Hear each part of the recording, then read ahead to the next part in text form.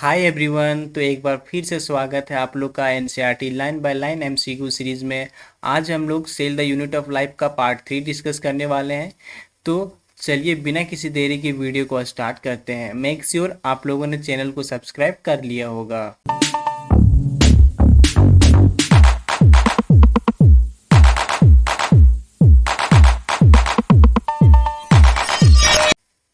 आज का टॉपिक है सेल मेम्ब्रेन। क्वेश्चन है the detail structure of membrane was studied. Option है only after the advent of the electron microscope in 1950 enable to deduce the possible structure of plasma membrane, both, none. तो question पूछ रहा था कि membrane जो है उसका स्ट्रक्चर को डिटेल में स्टडी कब किया गया था, जब इलेक्ट्रॉन माइक्रोस्कोप डिस्कवरी हो गया था उसके पहले, या फिर जब इनेबल हो गया था प्लाज्मा मेम्ब्रेन का स्ट्रक्चर इसके बाद। तो इसका राइट आंसर क्या है? तो इसका राइट आंसर ऑप्शन सी है, बोथ, दोनों के बाद डिटेल स्ट्रक्चर जो है वो मेम्ब्रेन का आया था। ओके, नेक्स्ट क्वेश्चन है which of the following cell study enable the scientist to deduce the possible structure of plasma membrane. Option है RBC, cork cell, WBC, bacterial cell. तो क्वेश्चन पूछ रहा है कि सेल स्टडी जो है वो साइंटिस्ट जो है वो डिड्यूस किया था possible structure of plasma membrane. तो इसका राइट आंसर हो जाएगा option A, RBC. Next question है cell membrane is mainly composed of lipid and protein, protein and cholesterol, lipid and carbohydrate, carbohydrate and protein. तो इसका right answer हो जाएगा option first, lipid and protein से मिलकर cell membrane बना हुआ होता है। ठीक है, नेक्स्ट क्वेश्चन है what is the correct arrangement of lipid molecules in the cell membrane. Cell membrane में लिपिड मॉलिक्यूल्स का क्या अरेंजमेंट होता है? Polar head, outside, non polar tails या inner side. Non polar head होता है पहले, फिर आउटसाइड पोलर टेल या inner side. Polar tail outside, non polar head inner side, polar tail inner side, non polar head outer side. तो इसका right answer हो जाएगा option B, non polar head, outside polar head और inner side होता है। ठीक है, तो इसका राइट आंसर ऑप्शन बी है। इंपॉर्टेंट एमसीक्यू है, इसको आप लोग ध्यान में रखिएगा। नेक्स्ट क्वेश्चन है what ensure that the non polar tail is protected from aqueous environment.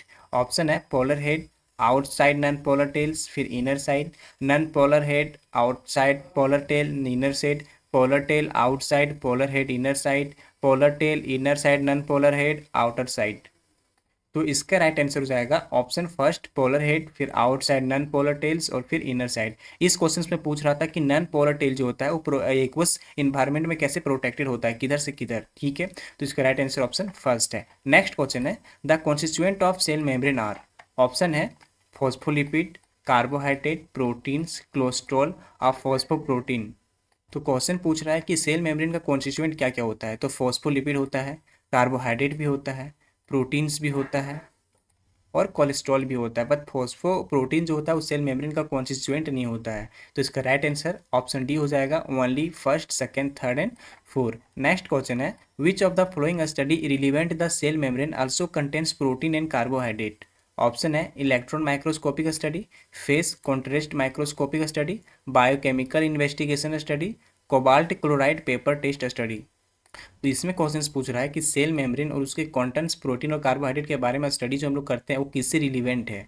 तो इसका राइट आंसर हो जाएगा option C, biochemical investigation study. Okay, next question है which of the following statement is incorrect. कौन सा statement गलत है? The tail is hydrophobic of saturated hydrocarbons. तो ये स्टेटमेंट बिल्कुल गलत है, हाइड्रोकार्बन्स नहीं, हाइड्रोफोबिक सेचुरेटेड में हाइड्रोकार्बन्स नहीं होता है। नेक्स्ट स्टेटमेंट है the tail is hydrophobic of saturated hydrocarbons. बिल्कुल, जो टेल होता है वो हाइड्रोफोबिक सेचुरेटेड होता है हाइड्रोकार्बन्स। ये दोनों ऑप्शंस सेम ही लग रहा है क्या? The tail is hydrophobic of saturated hydrocarbons and tail is hydrophobic of saturated hydrocarbons. तो ये भी स्टेटमेंट क्या है? रॉन्ग ही है।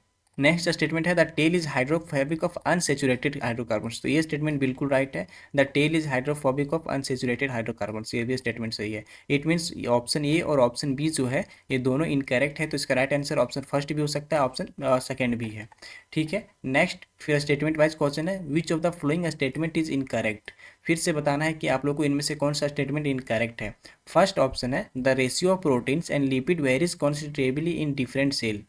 तो ये स्टेटमेंट क्या है? बिल्कुल राइट है। नेक्स्ट स्टेटमेंट है in erythrocyte it has approximately 52 proteins and 40% lipids. Yes, RBC में 52% प्रोटीन्स और 40% लिपिड होता है।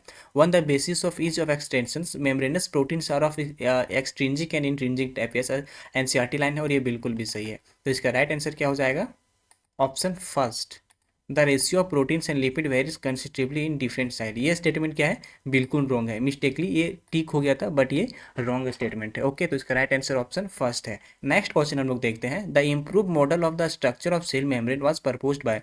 सेल का जो स्ट्रक्चर का इम्प्रूव मॉडल दिया था वो उसको किसने प्रपोज किया था? मेसेल्सन एंड स्टॉल ने, स्लेडन एंड स्वान ने, एंटोन उन लुइन हुक ने, सिंगर एंड निकोलसन ने। तो ये बेसिक क्वेश्चंस है। आई होप आप लोग को एक क्वेश्चंस का आंसर आ रहा होगा। इसका राइट आंसर ऑप्शन डी है, Singer and Nicolson. Next question है the quasi fluid nature of lipid enables. Option है flip flop movement of proteins within the lipid bilayer, lateral movement of proteins within the lipid bilayer, flip flop movement of lipid crossing the protein bilayer, lateral movement of lipid crossing the protein bilayer. तो question पूछ रहा था कि quasi fluid natures में जो है lipid वो कैसे इनेबल्स होता है। तो इसका राइट आंसर ऑप्शन बी हो जाएगा, lateral movement of proteins within the lipid bilayer.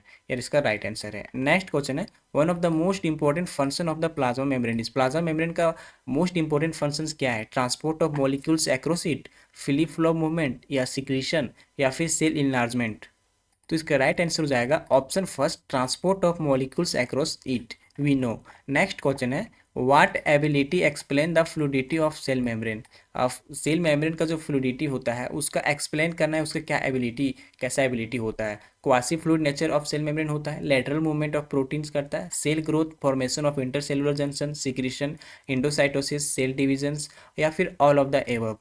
तो सेल मेम्ब्रेन की बात कर रहे हैं तो फिर इसका ये सारा स्टेटमेंट क्या हो जाएगा? राइट हो जाएगा। सारा इसका फंक्शन जो है ये करता है। तो इसका right answer option D, all of the above हो जाएगा। नेक्स्ट क्वेश्चन है the plasma membrane is semi permeable in nature, impervious in nature, impermeable in nature, selectively permeable in nature. तो इसका राइट आंसर हो जाएगा option D, plasma membrane is selectively permeable in nature. Next question है how many of the following functions the cell membrane can perform? Active transport, osmosis, passive transport. तो cell membrane जो है वो इसे सारा perform करता है, एक्टिव ट्रांसपोर्ट भी करता है, ऑस्मोसिस भी करता है और पैसिव ट्रांसपोर्ट भी करता है। तो इसका राइट आंसर ऑप्शन सी हो जाएगा, ऑल। नेक्स्ट क्वेश्चन है sodium and potassium pump transport molecules. Option है by passive transport, by active transport, by utilization of ATP, both B and C. तो सोडियम और पोटेशियम ट्रांसपोर्ट की बात करते हैं तो ये हमेशा क्या होता है? एक्टिव ट्रांसपोर्ट होता है। नेक्स्ट जो टॉपिक है वो सेल वॉल है और इसका हम लोग completely NCERT line by line MCQ करेंगे। ओके, आई होप आप लोगों को वीडियो अच्छी लग रही होगी। अगर लग रही होगी तो चैनल को सब्सक्राइब करना बिल्कुल भी मत भूलना। चलिए क्वेश्चन पे आते हैं। The outer covering of fungi and plants are. Fungi और प्लांट्स का आउटर कवरिंग को हम लोग क्या बोलते हैं? Glycocalyx, cell wall, cell membrane, या फिर ऑल। तो इसको हम लोग सेल वॉल बोलते हैं। तो इसका राइट आंसर ऑप्शन बी हो जाएगा, सेल वॉल। नेक्स्ट क्वेश्चन है what is the function of cell wall. Cell wall का क्या फंक्शन है? Give shape to the cell, protect the cell, cell to cell interaction करता है, या फिर सारा। तो इसका राइट आंसर ऑप्शन डी हो जाएगा, all of the above. Cell wall का जो फंक्शंस होता है वो सेल को शेप देना भी होता है, सेल को प्रोटेक्ट भी करता है और सेल टू सेल इंटरेक्शन भी करता है। नेक्स्ट क्वेश्चन है what are chemical composition of algal cell wall. Of cellulose, galactans, mannans, calcium carbonate, या फिर काइटिन। तो क्वेश्चन पूछ रहा है कि केमिकल एल्गल सेल वॉल का केमिकल कंपोजिशन क्या क्या है। तो एक सेल वॉल है, ग्लैक्टेंस है और मेनेंस है और फिर काइटिन है। कैल्शियम और कार्बोनेट जो होता है वो यूनिक पॉलीसैकेराइड होता है एल्गल सेल वॉल में। तो ओनली इसका राइट आंसर हो जाएगा only 4 of them. Next question पे चलते हैं। Cell wall of plant consist of. Plant का सेल वॉल क्या कंसिस्ट करता है? Cellulose and pectins only, cellulose, hemi cellulose and pectins only, cellulose, hemi cellulose, pectin and proteins, hemi cellulose and proteins only. तो इसका right answer option C हो जाएगा, cellulose, hemi cellulose, pectin और proteins. ये जो है उस प्लांट का सेल वॉल कंटेंट्स करता है, कंसिस्ट करता है। तो इसका राइट आंसर ऑप्शन सी है। आई होप आप लोग को ये क्वेश्चन समझ में आया होगा। नेक्स्ट क्वेश्चन पे चलते हैं। Which of the following is capable of growth? Primary cell wall, secondary cell wall, या टर्सरी सेल वॉल, या फिर इसमें से सारा। तो अगर ग्रोथ की बात करते हैं कि कौन सा ग्रोथ के लिए कैपेबल है, तो प्राइमरी सेल वॉल जो होता है उसमें रैपिडली ग्रोथ होता है। तो इसका राइट आंसर ऑप्शन फर्स्ट हो जाएगा। नेक्स्ट क्वेश्चन है secondary cell wall is formed outside the primary cell wall, inside the cell membrane, inside the plasmodesmata, inside the primary cell wall. तो सेकेंडरी सेल वॉल का जो form होता है वो primary cell wall के अंदर होता है, इनसाइड होता है, तो इसका राइट आंसर ऑप्शन डी हो जाएगा। नेक्स्ट क्वेश्चन है, which of the following in plant act as glue between neighbouring plant cell? Calcium pectate, magnesium pectate, calcium and magnesium pectate, या फिर इनमें से कोई नहीं? इसका राइट आंसर ऑप्शन फर्स्ट हो जाएगा, कैल्शियम पैक्टेट। नेक्स्ट क्वेश्चन है, which of the following is traversed by plasmodesmata? Option है cell wall and cell membrane and glycocalyx, cell membrane, cell wall, glycocalyx and middle lamella, cell wall and middle lamella. तो इसका right answer cell wall and middle lamella हो जाएगा। क्यों? क्योंकि plasmodesmata का transverse पूछ रहा है, तो सेल वॉल और मिडिल लेमिला ही होता है प्लाज्मोडेस्माटा में। Next topic Indo membrane system है, इसका एमसीक्यू हम लोग सॉल्व करते हैं। क्वेश्चन है, what are constituent of endo membrane system? Option है endoplasmic reticulum, Golgi body and endoplasmic reticulum, endoplasmic reticulum, Golgi body, lysosome and vacuoles, endoplasmic reticulum, Golgi body and lysosome. तो question पूछ रहा है कि Indo membrane system में क्या क्या constituent होता है। ओके, इजी क्वेश्चन है। तो इसमें जो है वो endoplasmic reticulum, Golgi body, lysosome और वैक्यूल कॉन्स्टिट्यूएंट होता है, तो इसका राइट आंसर ऑप्शन सी है। नेक्स्ट क्वेश्चन है, why mitochondria, chloroplast and peroxisome are not part of endo membrane system? Because they are autonomous organelles, they are semi autonomous organelle, they are not coordinated with endo membrane system, they have their own genetic material. तो इसका right answer हो जाएगा, because they are not coordinated with endo membrane system, option C. Next question है, which of the following is the network of tiny tubular structure scattered in cytoplasm? Option है endoplasmic reticulum, Golgi body, lysosome, vacuole. Cytoplasm में जो tiny tubular structure का network होता है उसको हम लोग इंडोप्लाज्मिक रेटिकुलम में कहते हैं। इंडोप्लाज्मिक रेटिकुलम का दो पार्ट होता है, एससीआर और आरएआर, स्मूथ इंडोप्लाज्मिक रेटिकुलम और रफ इंडोप्लाज्मिक रेटिकुलम। तो इनमें से आप लोगों को कंफ्यूज नहीं होना है। नेक्स्ट क्वेश्चन है, which of the following structure divide the intercellular space between two compartments? Option है endoplasmic reticulum, Golgi body, lysosome, none of the above. तो हम लोग किस टॉपिक का स्टडी कर रहे हैं? Endoplasmic reticulum. तो अगर दो कंपार्टमेंट के बीच में अगर इंटरसेलुलर स्पेस का बात कर रहा है तो उसका राइट आंसर इंडोप्लाज्मिक रेटिकुलम हो जाएगा। और नेक्स्ट क्वेश्चन है, the extra luminal and luminal compartment represent? Option है cytoplasm and inside endoplasmic reticulum, inside endoplasmic reticulum and cytoplasm, outside endoplasmic reticulum and cytoplasm, cytoplasm and outside endoplasmic reticulum. तो इस question का right answer हो जाएगा option first, cytoplasm and inside endoplasmic reticulum, because of extra luminal and luminal compartment को represent करता है। Next question है, the endoplasmic reticulum have ribosome attached to it outer surface is known as? Endoplasmic reticular के जो outer surface में ribosomes होता है उसको हम लोग किस नाम से जानते हैं? या रफ इंडोप्लाज्मिक रेटिकुलम, या स्मूथ इंडोप्लाज्मिक रेटिकुलम, या फिर दोनों, या इनमें से कोई नहीं? तो उसको हम लोग रफ इंडोप्लाज्मिक रेटिकुलम कहते हैं। क्यों? क्योंकि वो आउटर सरफेस लिखा हुआ, अगर इनर रहता तो स्मूथ इंडोप्लाज्मिक रेटिकुलम हो जाता है और उसमें राइबोसोम्स नहीं होता है। Rough endoplasmic reticulum is frequently observed in cell actively involved in? Option है protein synthesis, lipid synthesis, DNA synthesis, glucose synthesis. तो इसका राइट आंसर हो जाएगा option first, protein synthesis. Next question है, which of the following is continuous with the outer membrane of nucleus? Option है rough endoplasmic reticulum, smooth endoplasmic reticulum, Golgi body, lysosome. Question पूछ रहा है कि nucleus के outer membrane में continuous कौन सा रहता है? तो इसका राइट आंसर हो जाएगा option first, rough endoplasmic reticulum. Next question है, steroidal hormone are synthesized by? Steroidal hormone कहाँ से सिंथेसाइज्ड होता है? रफ इंडोप्लाज्मिक रेटिकुलम, लाइसोसोम, या फिर एसईआर, या फिर राइबोसोम? तो इसका राइट आंसर हो जाएगा option C, smooth endoplasmic reticulum से एस्टेरॉयडल हार्मोन सिंथेसाइज होता है। नेक्स्ट इजी क्वेश्चन है, Golgi body was firstly observed by? Option है Camillo Golgi in 1898, Camillo Golgi in 1897, Camillo Golgi in 1895, Camillo Golgi in 1993। तो इस MCQ से आप लोगों को पता चल रहा होगा कि साइंटिस्ट और उनके जो डेट्स हैं वो कितना इंपॉर्टेंट है।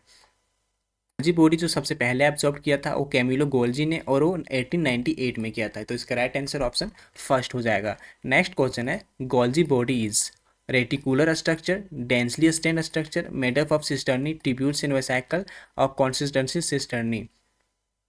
तो गोल्जी बॉडी का ये सारा फंक्शन होता है, रेटिकुलर स्ट्रक्चर भी, स्टेन स्ट्रक्चर का सिस्टर्नी ट्यूब्यूल वेसिकल से बना हुआ होता है, और सिस्टर्नी कॉन्सेंट्रेट होता है। तो इसका ऑप्शन जो हो जाएगा ऑप्शन सी हो जाएगा, ऑल ऑफ द एबव। इसका सारा फंक्शन गोल्जी बॉडी का ही है।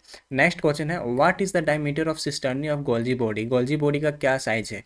0.5 micrometer to 1 micrometer, 0.1 micrometer to 2 micrometer, 0.2 micrometer to 2.5 micrometer, 0.3 micrometer to 2.0 micrometer. तो गोल्जी बॉडी का जो डायमीटर होता है वो 0.5 माइक्रोमीटर टू 1.0 माइक्रोमीटर होता है। वेरी इंपॉर्टेंट, नीट में आ सकता है। नेक्स्ट क्वेश्चन है, the convex face of cisternae of Golgi body is also known as cis face, trans face, forming face और मैच्योरिंग फेस।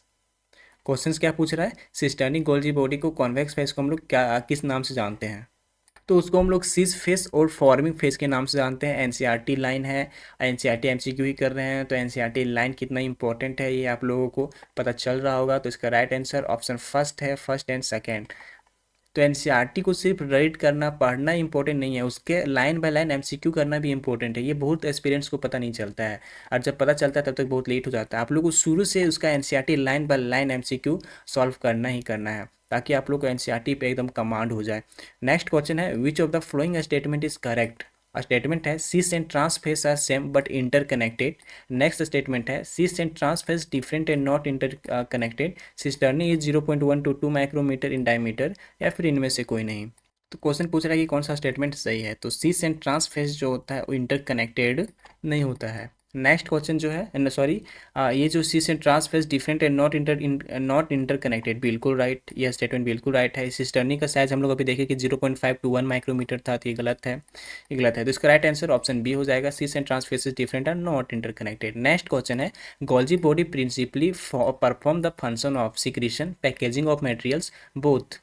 तो इसका राइट आंसर हो जाएगा option B, packaging of materials इसका मेन फंक्शन होता है। Next question है, material to be packed in the fill in the blanks fuses with the fill in the blanks. इसमें क्या भरेंगे हम लोग? Cis face and trans face, trans face and cis face, E R and cis face, E R and trans face. Material to be packed in the endoplasmic reticulum fuses with the cis face. तो इसका right answer क्या हो जाएगा? Option C, E R and cis face. Next question है, ये number of protein synthesized by ribosome on the fill in the blanks are modified in the fill in the blanks of the fill in the blanks।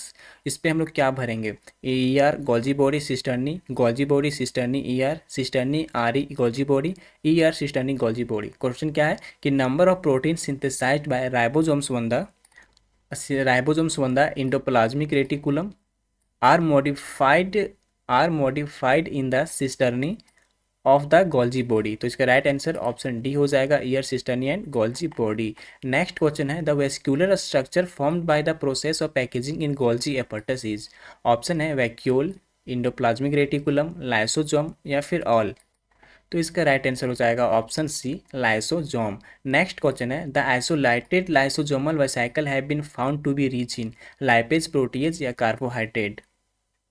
तो questions पूछ रहा है कि आइसोलाइटेड लाइसोजैमल vesicle जो होता है वो किस में बहुत ज़्यादा पाया जाता है? हाई रहता है, रिच रहता है। तो लाइपेज में भी रिच रहता है, प्रोटीज में भी लाइसोजोमल वेसिकल रिच रहता है, और कार्बोहाइड्रेट्स में भी। इट मीन्स इसका राइट आंसर ऑप्शन डी हो जाएगा, ऑल। नेक्स्ट क्वेश्चन है, enzyme present in lysosomes are collectively known as. Lysosome में जो इंजाइम प्रेजेंट होता है उसको हम लोग क्या कहते हैं? Acid protease, lipase, acid hydrolase, या फिर कार्बोहाइड्रेज। तो उसको हम लोग एसिड हाइड्रोलेज कहते हैं। ओके, नेक्स्ट क्वेश्चन है, the membrane bound space in cytoplasm is known as. Cytoplasm में मेम्ब्रेन बाउंड स्पेस को हम लोग क्या कहते हैं? Endoplasmic reticulum, Golgi body, lysosome, vacuole. तो उसको हम लोग वैक्यूल कहते हैं। नेक्स्ट क्वेश्चन पे चलते हैं। Vacuole contains hydrolase, lipase, protease, water, sap, excretory products and material not useful for the cell. Vacuole क्या क्या कंटेंट्स कर रहा है? Hydrolase, lipase, protease, water, sap, excretory product. लेकिन कौन से मटेरियल सेल के लिए यूजफुल नहीं है? Only 4 of the above, only 3 of the above, only 5, all of them. तो इसमें से हम लोग को बताना है कि कौन सा सेल के लिए यूजफुल नहीं है। राइट आंसर ऑप्शन फर्स्ट है, only 4 of the above. Next question है, the membrane of vacuole is. Option है single membrane, tonoplast, both, none. Vacuole का मेम्ब्रेन की बात करते हैं तो वो सिंगल मेम्ब्रेन होता है और टोनोप्लास्ट होता है। तो इसका राइट आंसर ऑप्शन सी हो जाएगा, बोथ। नेक्स्ट क्वेश्चन है, in plant cell vacuole can occupy up to कितना % ऑफ स्पेस ऑफ सेल? 70, 80, 90, या फिर 50। तो 90% सेल जो है ऑक्यूपाई करता है। नेक्स्ट क्वेश्चन है, in plants tonoplast facilitate the transport of a number of fill in the blanks 1 and 2 the concentration gradient. इसमें हम लोग क्या फिल करेंगे, solute along iron against solute against। The in plant tonoplast facilitate the transport of a number of ions against the concentration gradient। तो इसका right answer option C हो जाएगा। Next question है, how many of the following statements are not wrong. Statement है, concentration of same ion inside the vacuole is significantly higher. ये statement क्या है, बिल्कुल राइट है। In amoeba contractile vacuole help in osmo regulation and excretions, बिल्कुल right है। Amoeba जो है वो कॉन्ट्रेक्टाइल वैल्यू में ऑस्मो रेगुलेशन और एक्सक्रीशंस में हेल्प करता है। In protistans food vacuoles are found bye engulfing the food particles, बिल्कुल इनगल्फ करता है। तो इसका राइट आंसर ऑप्शन सी हो जाएगा। ऑल थ्री जो है स्टेटमेंट है वो रॉन्ग नहीं है, सही है। तो फ्रेंड्स ये था आज का important MCQ NCERT line by line. I hope आप लोगों को क्वेश्चन समझ में आया होगा और आप लोग इस क्वेश्चन को सॉल्व भी कर पा रहे होंगे। तो अगर अभी तक आप लोगों ने चैनल को सब्सक्राइब नहीं किया है तो चैनल को सब्सक्राइब कर दीजिए और सपोर्ट दिखाइए। मिलते हैं नेक्स्ट वीडियो में नेक्स्ट पार्ट के साथ, तब तक के लिए कीप लर्निंग। और हाँ, इंपॉर्टेंट चीज़, अगर इसके पहले वाली पार्ट आप लोगों ने नहीं वॉच किया है तो ऊपर आई बटन में उस वीडियो का लिंक दे देंगे, आप लोग वहाँ से ज़रूर वॉच कर लीजिएगा। Okay, thanks for watching.